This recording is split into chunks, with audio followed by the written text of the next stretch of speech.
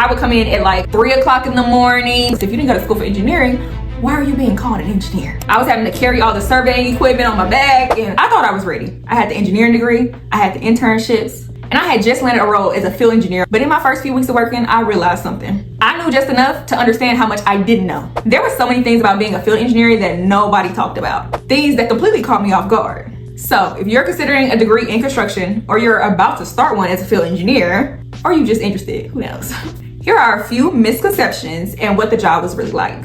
So number one, engineer is used real loosely in the construction industry, y'all. Coming from a background where I actually got an engineering degree, I was expecting that if we were classified as a field engineer on the site, that we would actually be engineers. However, I quickly found out, y'all, that you do not have to be an actual engineer by degree to be a field engineer. And that kind of blew my mind a little bit, because I'm thinking, why are we calling people engineers that aren't engineers? If you didn't go to school for engineering, why are you being called an engineer? That was kind of crazy to me, because like I said, my background is in engineering. And so I just didn't understand people claiming the title engineer without having that degree. In the construction industry, they use that term as they're the problem solvers of the site, basically. So as far as a field engineer, you're out in the field solving the day-to-day problems, you're keeping up with everything. And like I said, when problems do arise, you're the one that has to figure them out, essentially. So that's something that actually blew my mind a little bit when I started working, when I found out that the people I came in with, the people that I was working with, that was my peers as other field engineers on the site, only one other person had an actual engineering degree. And he was a civil engineer. And if you don't know, I did my degree, my bachelor's in architectural engineering. And so my master's I ended up doing in civil engineering. But besides the point, that was one of my first shockers of being in the field, because I learned that my first week that these people don't have to have engineering degrees. And I don't think it's a bad thing necessarily, because you don't have to have an engineering degree to be a problem solver or be good at problem solving. Yeah, I think it's more so effective how we view an engineer. But I wouldn't say it's a bad or a good thing, because I feel like there's pros and cons to both. If you're working as a field engineer in construction, you having an engineering degree could be a benefit, and you having maybe a construction management degree, both y'all has its pros and cons. I'm not gonna lie. So for me, having the engineering degree, I felt like I excelled with, obviously, anytime a lot of math was involved, as well as reading and comprehending the blueprints. And I would say that like one of the benefits of having my architectural engineering degree, working as a field engineer, because as an architectural engineer, we learn how to actually draw blueprints. That's part of what we do, architecture. We don't just learn the engineering side of build structure, we also learn to be the actual architect. So I've drawn blueprints, that's part of what I went to school to do. So I had a different level of understanding when it came to reading and comprehending blueprints than my peers who did not have that architectural engineering degree. So it's pros and cons to it. Now, one of the cons I would say with me having my engineering degree and not my construction management degree is surveying. So I happened to be put on for this particular project, which was an airport. I don't know if I said that. I was put as a field engineer over the site and exterior of this project at the airport. And so I was over apron paving. I do a lot of surveying, and I had to lay out the jet bridges, and I had to lay out the PWCs, the potable water cabinets. I had to do a lot of surveying and lay these things out by hand. Use a machine with surveying, but I had to do that myself is basically what I'm saying.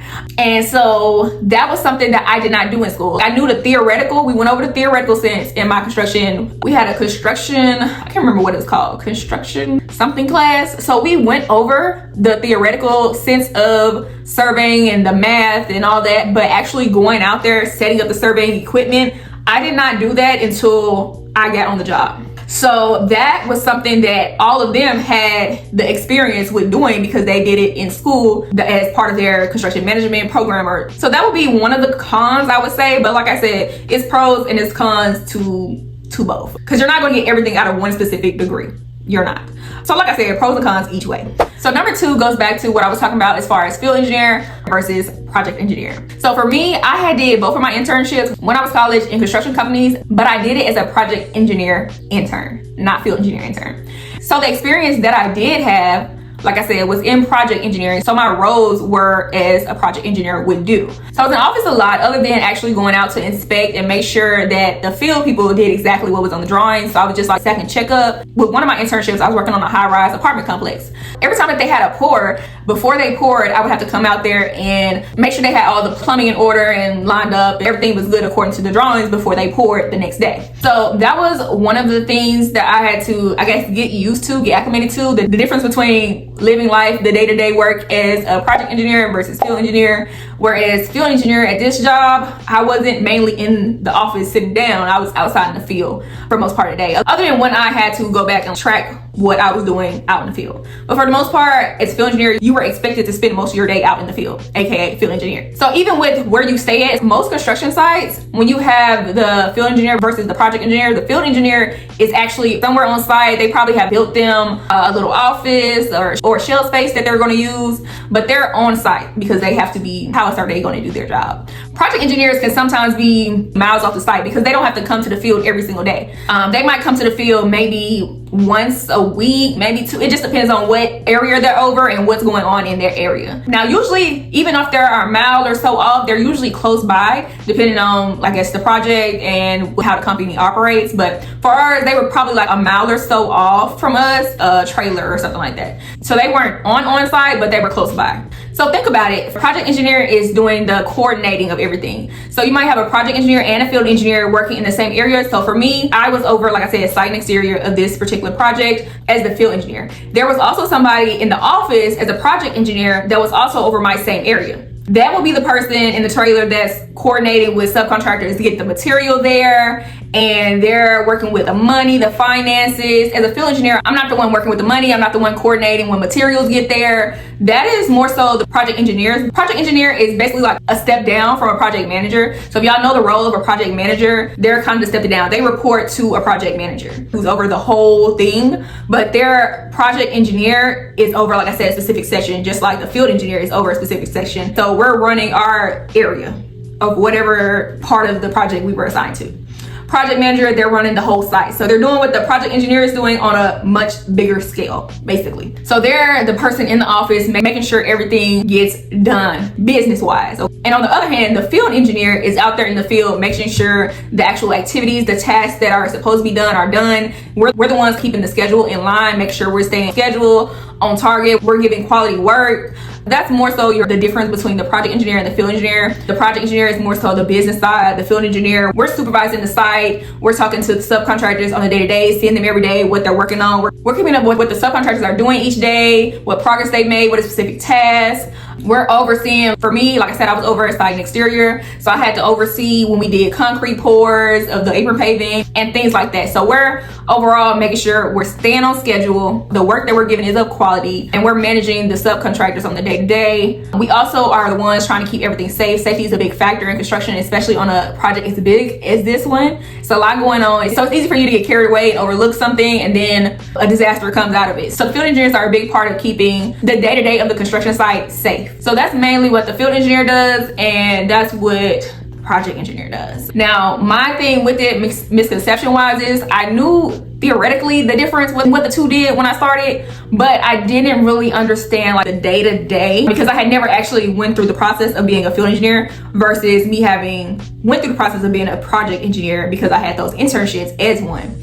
So I'm thinking my day gonna not be too much like that. I'm probably gonna be out in the field more. I'm not thinking it was gonna be that much of a difference, and it is. One thing I didn't say is project engineers, they're the ones writing the RFIs, requests for information. They're doing the change orders. They're, like I said, part of the business aspect of it, and the field engineer is not. We're focused on the actual tasks that are going on for the progression of the project on site. But like I was saying, my misconception came as far as just what a day-to-day for a field engineer would look like. So my day-to-day on this particular job site, I had to be there at 6 a.m. Our first meeting was at 6:30 a.m. And that meeting was with our bosses. So we had the field engineers there, project engineers there. We had our superintendents. For a project engineer, like I said, your big boss is the project manager. For a field engineer, my big boss would be one of the superintendents. And since our job was so big, we did have multiple superintendents in different areas. For the most part, you only will probably have one overall project manager, one overall project superintendent. But like I said, the scale of the project, we had to have multiple in different areas. At 6:30 a.m. and then we had to do our rounds. So I would come after our meeting. That would be around the time that other subcontractors are getting there. So my brick people or my metal panel people or the concrete people, whatever in my section, I would leave the meeting, grab my little notebook, and I would go walk my area. And so after I walk my area, I have to, one, note everything that's going on, who's there. We had to keep documentation of what subcontractor that was there each day. We had to keep up with the number of people that they had on the job that day. And then we also had to write out descriptions of what they were doing, the progress they made. And we also had to take photos and all that stuff. And we did this through a software called Raking. So that's what we had to input all of that stuff in. So after I did my little walkthrough, I had to also do, we had safety, I forgot what things are called. But we also have safety card quotas to actually make sure that we are checking the site for any safety errors so that we could go and correct them. That would be part of it. So I'm going around the site, I'm noting who is in my area, what subcontractor, how many people they have. I'm noting what they're doing. I'm taking before pictures because at the end of the day, I'm also going to take after pictures. And I usually overdid it with the pictures. So I would take pictures in the middle of the day at lunch too because I'm walking around anyway. Why not take pictures? And I figure as many pictures as you have, sometimes you'll have to go back to these pictures and you'll have to look and see maybe somebody covered it up. And if you have a picture that shows it before you cover it up, as they're covering up, maybe you can use the photo to help you with something you need to know later or a question somebody might have later about what happened. After my little walk, I make sure everything is safe in my area, make sure my area is clean. That was part of being a field engineer too. We had to also make sure the area was clean, safe. Our subcontractors was there. We was getting progress done with our schedule. So I would run and do that. Afterwards, y'all, we did have to do, for my particular job, we had to do like trend charts, which is just us keeping up with productivity of our subcontractors. So each subcontractor or whatever they over had their own trend charts, and that was just us keeping up with their productivity. And you could basically calculate if they keep the same pace of what they did today, then you could see if they were going to meet their deadline, basically. So you'll know if you need to push them a little harder so that they get more done each day, or no, we're on target, we're good. I was over metal panels, so the metal panels that went up on the exterior of the building. And so I have a trend chart for metal panels, and I would go in and keep up, they put 20 panels on this day, and they put 10 on this day, and so on and so forth. And so I would have to keep up with how many they did each day, to start showing a little graph, and you will know if they keep with this, what we need to do, basically. Just learning the day-to-day versus the project engineer's day-to-day. We're doing a lot of business as a project engineer, behind the scenes work. Like I said, field engineer, you're not doing all that. You're out in the field, you're getting your hands dirty. I was laying out stuff. I was having to carry all the surveying equipment on my back, and it was a lot more labor involved, which makes sense because field engineer. But I was expecting to be in the field, but I wasn't expecting to be in the field as much as I was. My misconception. So after I would do my walk, I would go in there, update on Raking, who all we have here, go ahead and get my documentation up for who's here, what they're doing, how many people, based on what I wrote down in my walk. So get that updated, go ahead and submit that in for the beginning of the day. Then I would go walk around again. And if there was anything I had to do personally, like I said, sometimes I had to lay out stuff. So I had to go surveying, get points, go to different points. And y'all, it was just the fact that we were working for real 12 hours a day. And 12 hours a day, I knew I was going to be working. You know, that's normal for the construction field. But when you actually start working those 12 hours daily, it really starts affecting your body, and it just, oh my gosh, I didn't think it would wear and tear on me as much as it did, y'all. I had gained so much weight. I was just, all I could do when I got home is freaking sleep. I didn't feel like cooking myself food. I didn't feel like doing anything. It was wearing on my body so bad. I would have to go to sleep during lunch. It was wearing and tearing on my body, and I didn't think it would. So the 12 hours wasn't a surprise. How the 12 hours every day for so and so long affected me was the surprise, was the misconception. Y'all, that's half of your day gone. And not to mention, that's half of your day at the actual site. You still got to get to the site, so you're waking up even before the 6 o'clock when I got to be there. I'm waking up before that because I got to get dressed and I got to actually make it there.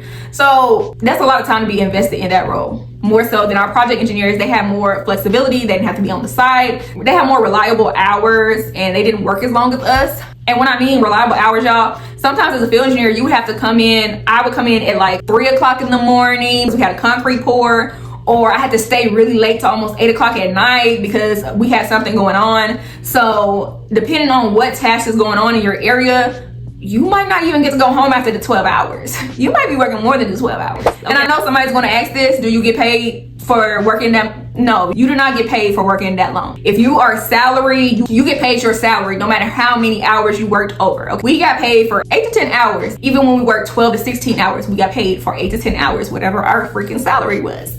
And so for me, it just started not to be worth it. Maybe it would be different if we did get paid for overtime, but that's just part of the game of being in construction. and you being on salary. I actually had one guy, and he was a subcontractor in my area, and he was like, oh, I forgot y'all on salary. I would never get on salary. If my company even thinks about putting me on salary, I'm quitting. He said, I would never work in the construction industry, the construction field, and be on salary because you work so long. Your hours fluctuate. You don't know when you're coming in. And he said he want to get paid for every hour that he's at work, which I feel that. So again, as far as the hours go, they fluctuated. It was never really structured for a field engineer as it could be for a project engineer, just depending on the project that you're on. So like I said, I had to come in at 3 a.m. some days because we had concrete pours. Like I said, I had to stay late because something went wrong. Maybe I had to stay till 9 o'clock at night. And then sometimes, depending on the tasks that I had going on in my area, I would have to be on basically night shift. I would have to come in at night, depending on whatever task was going on. And then also, when we start having ground openings, we did ours in sections because of how big the project was. So when one section opened up, those hours were like 16 to 18 hours a day just to close out everything. So it ends up being a lot, but that much fluctuation in your schedule, I don't think I was expecting. Even little things like getting woke up at 3 a.m. because we got water coming in from the roof, or we got water coming in, they don't know where it's coming from. We got to figure it out. We got to clean up the water and all that. So those things were not what I was expecting. I was expecting to work 12 hours.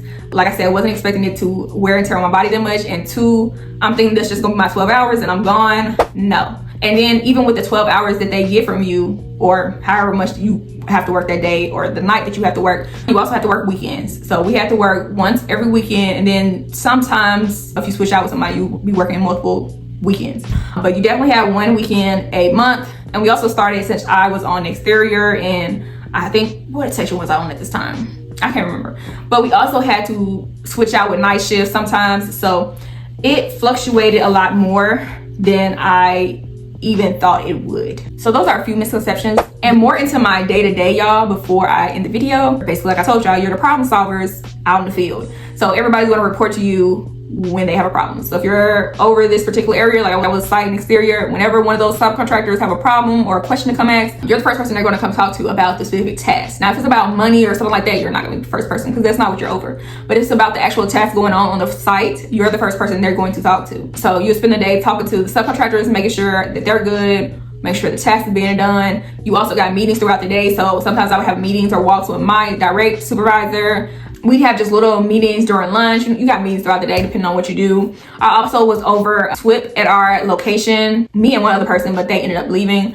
But it was SWIP is Stormwater Pollution Protection Plan, something like that. I think I'm gonna put on the story if I'm wrong. But they sent me to get certified for that. So I would be one of the ones over that for our particular site. And so I also had those walks to go on. I think I had to walk on those walks maybe, I think I had to walk on those walks daily. But that was just part of when I walked around looking for safety hazards. I also walked around for the stormwater SWIP stuff.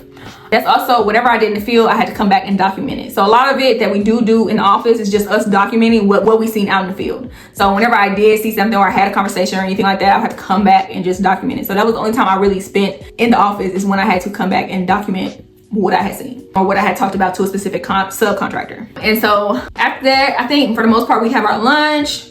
And for the end of the day, a lot of our subcontractors, they went home before we actually did. Sometimes, depending on the task at hand, you would have some stragglers, but usually our subcontractors got out of there around 3 o'clock.